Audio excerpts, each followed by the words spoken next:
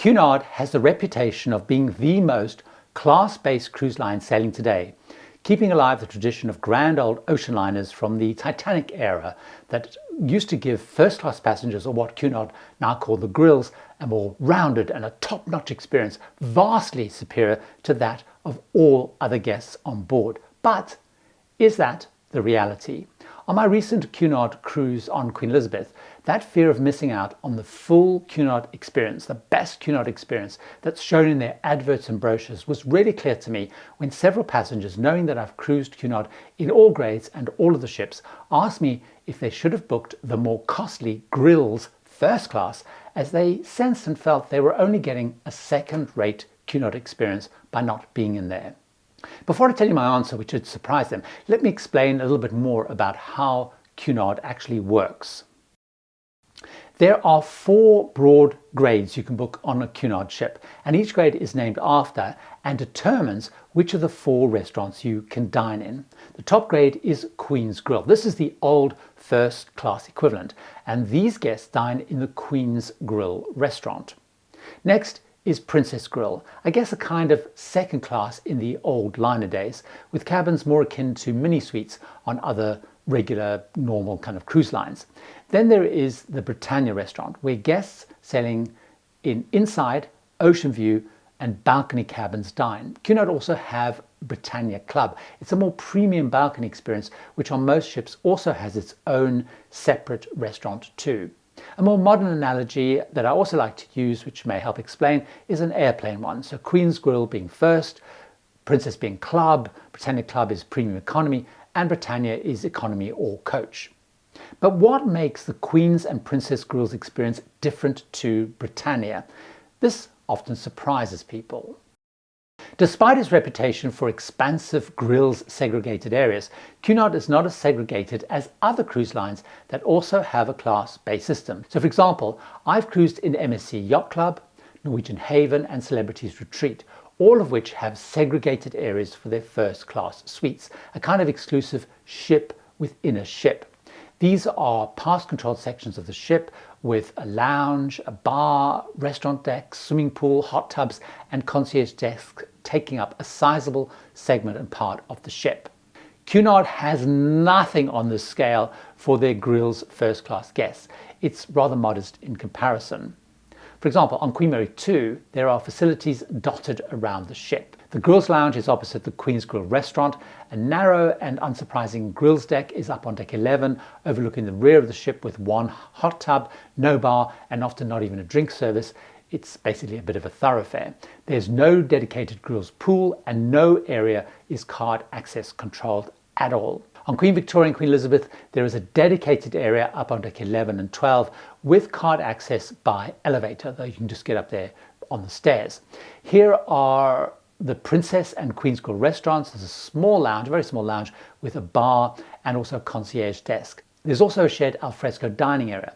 Above is a deck for sunbathing, but no bar, no hot tub or grills dedicated pool. The newest ship in the fleet, Queen Anne, has the same approach as this.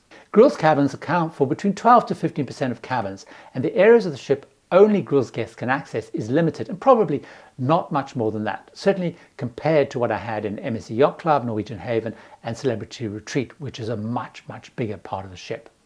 Grills guests also do not get added perks like dedicated and reserved seating for the shows in the theatre. There is no grills priority booking for activities or events, especially dining or excursions, like on those other lines where they do get priority. Everyone has the same daily program, goes to the same balls in the Queen's Room, use the same swimming pools, play the same trivia, pay for drinks, and so on. So are there any meaningful perks and benefits that grills guests get that other passengers don't? Well, in theory, priority embarkation and disembarkation. However, I found that the grills embarkation line is always as long as a general boarding one, as the grills line is also for diamond and platinum level loyalty guests, and Cunard has many of these.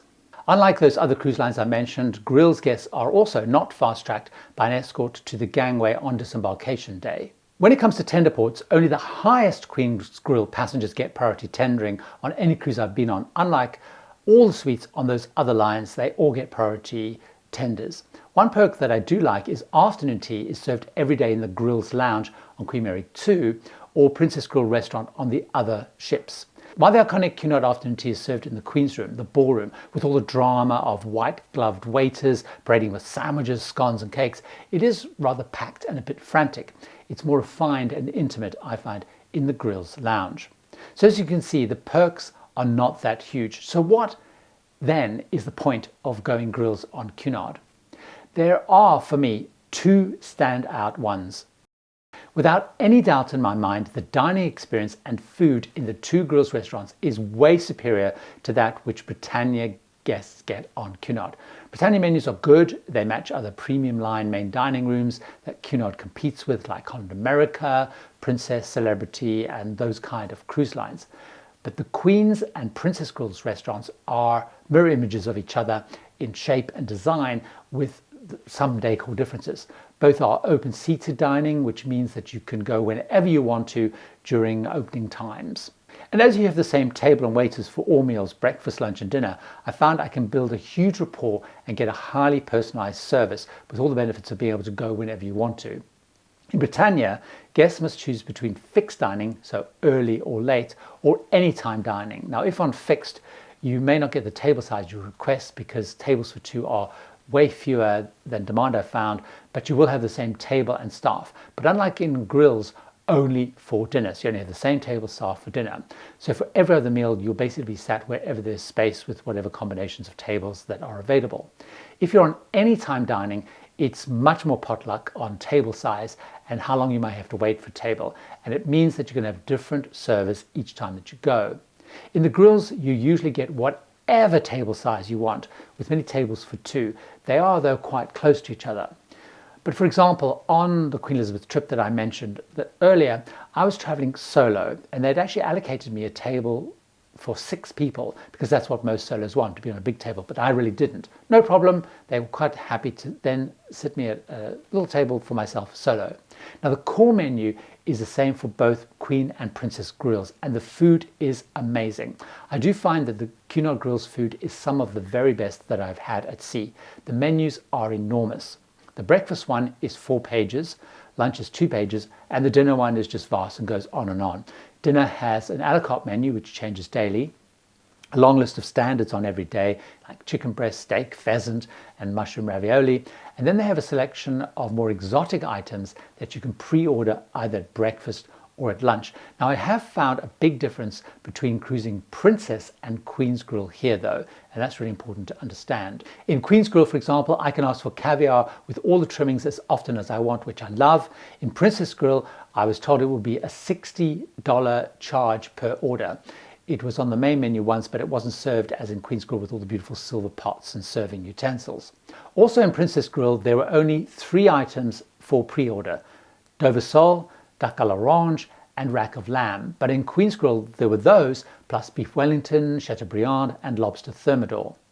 I also found in Princess Grill, the maitre d' tries to talk me out of making special orders. So for example, I wanted to order Dover sole on that cruise I was talking about, but every day he would keep talking about how there was a better thing on the regular menu that day. Whereas in Queen's Grill, the maitre d' basically comes around every day asking if anyone wants special orders. And in Queen's Grill, I found I can order pretty much anything that I want, even if it's not listed on the menu. So for example, when I travel with my partner Mark, he's sensitive to dairy, so he often asks them to make a sorbet baked Alaska or a vegan ice cream baked Alaska. The table next to us on our recent Queen Mary 2 transatlantic ordered off menu every single day, things like steak tartare, roast chicken, and various types of curries. Also in the grill, items like Dover sole, crepe Suzettes, cherry flambé, they're all prepared at the side of the table by one of the maitre d's with grand performances. This does not happen in Britannia restaurant at all.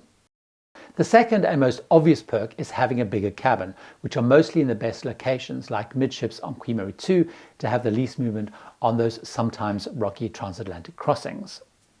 Let me talk about the cabins in more detail. I've stayed in a range of grill suites ranging from the more entry-level kind of Q6 grade on Queen Mary 2 to a penthouse, a Q3, a Q4 on Queen Victoria and Queen Elizabeth, to a vast master suite even on a short 3-night cruise on Queen Victoria. Now the decor is pretty similar to Britannia cabins and across all grades of cabins. I've also stayed in Princess Grill cabins, which felt very, very similar to a mini suite I'd been on Princess Cruises Majestic Princess in terms of its size. There are some big differences that Queen's Grill suites get that Princess Grill and Britannia do not get. Things, for example, like a butler, 2 bottles of alcohol of your choice, a minibar stocked with beers and soft drinks, embarkation champagne, chocolates, chocolate-covered strawberries, fruit basket, and even stationery printed with your name and suite number on. The thing I said to those guests asking if they should upgrade and spend more to go in the grills was they will not, absolutely not get back in perks, the larger premium that they've paid to go in the grills, but they will get a bigger cabin, probably in a better location, with a much better dining experience and menu, and a feeling in the limited grills areas of a kind of an elevated feeling of pampering and personalization that you don't get in other parts of the ship. But the crew around the ship will absolutely treat people no different to any other guests because they have no idea who's a grills guest and who's not. The Cunard experience of the Britishness, dressing up for formal nights, ballroom dancing, theme balls to an orchestra in the Queen's Room, those many in-depth enrichment talks from normally 4 speakers on board, daily afternoon tea, the traditional Golden Lion pub, and the sense of stepping slightly back in time to a more glamorous age of cruising will be the same whether you're in or out of the grills. So while I don't think the grills guests actually miss out on the Cunard experience, I know while some feel that they are. The advertising for Cunard makes it look like a very luxurious experience. It's not quite that. In reality, it's much more like other premium lines like Holland America Princess and Celebrity, who they compete closest with. The grills do provide an elevated experience, but in reality it's mostly in dining, but the experience is not as luxurious, I think, as the advertising suggests. One thing though that Cunard does that no other cruise line does is the Queen Mary 2 scheduled transatlantic crossings. To find out more why that is so special, join me in this video where I talk about some of the big secrets of transatlantic cruising. See you over there.